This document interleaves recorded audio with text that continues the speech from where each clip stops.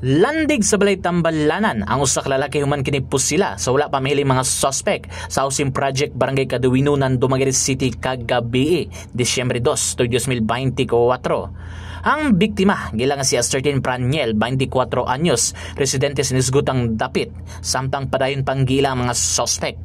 Sumala pa ni Patrolman Sherwin Yangzon, duty investigator sa Dumaguete PNP, nga ang biktima naglingkod sa usa ka tindahan o kalit lang niabot ang mga suspect dayon pusil sa biktima sa walay igong rason. Naitabo nga shooting incident gabi dito sa housing project Barangay Kaduwinunan. Ang biktima giila sa alias nga Praniel, 24 anyos og taga diha rasad nga Dapit.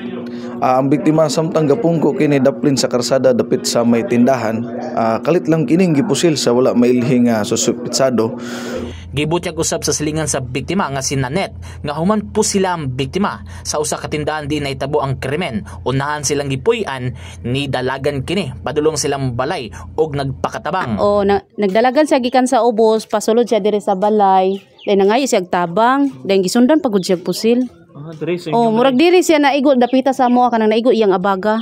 Dayon. Dahil nangayo siya tabang dito sa likod.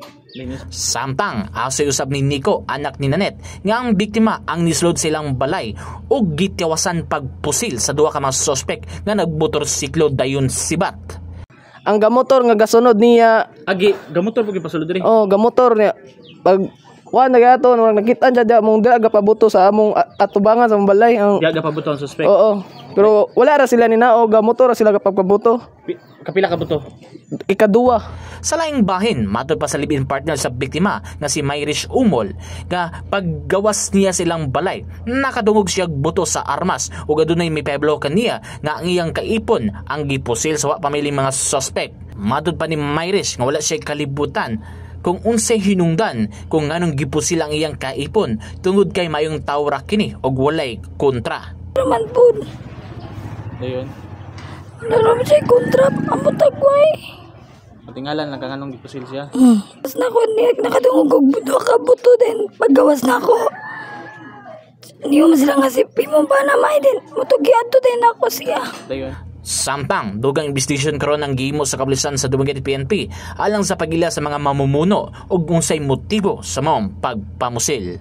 In the heart of changing lives, kini si Brigada Rainier Araco Jr. sa 89.5 Brigada News FM Dumaguete, the Music News Authority.